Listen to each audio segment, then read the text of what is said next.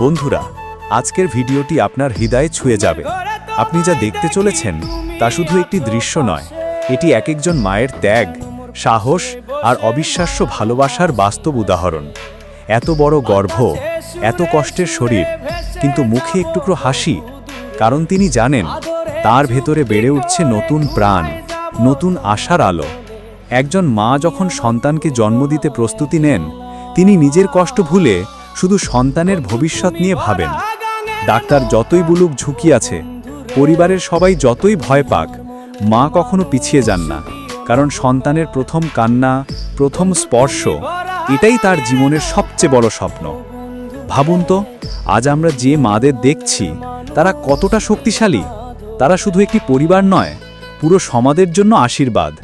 মায়ের মতো শ্রেষ্ঠ পরিচয় আর কিছু নেই এই পৃথিবীতে। তাই যদি আপনার মনে হয় মা হলেন পৃথিবী